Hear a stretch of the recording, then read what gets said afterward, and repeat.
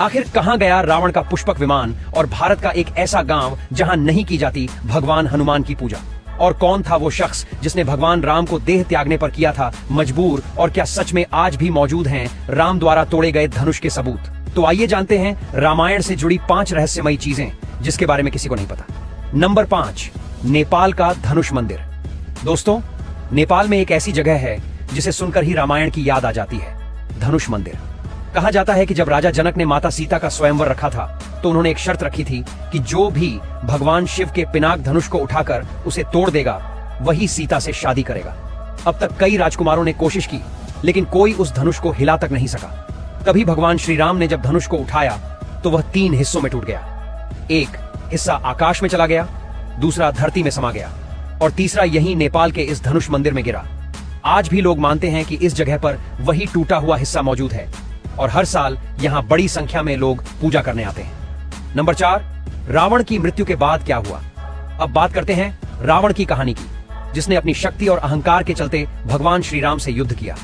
रावण के पास पुष्पक विमान था जिससे वह माता सीता का हरण करके लंका ले गया था। लेकिन जब श्री राम ने लंका पर विजय पाई और रावण का वध किया तो सवाल उठा, उस पुष्पक विमान का क्या हुआ?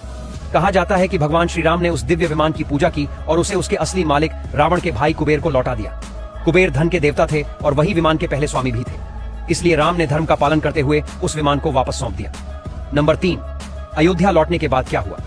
लंका विजय के बाद जब भगवान श्री राम माता सीता के साथ अयोध्या लौटे तो पूरा नगर खुशियों से झूम उठा। लेकिन जल्द ही कुछ लोगों ने सीता की पवित्रता पर सवाल उठाने शुरू कर दिए। राम, जो हमेशा अपने राज्य और प्रजा को पहले रखते थे, उन्होंने भारी मन से सीता को वनवास भेज दिया। माता सीता ने वाल्मीकि ऋषि के आश्रम में रहकर 2 पुत्रों लव और कुश को जन्म दिया। यहीं से शुरू हुई एक नई कहानी जहां मां ने अपने बच्चों को पिता के बिना बड़ा किया। आज भी वह जगह सीताबाड़ी मंदिर के नाम से जानी जाती है।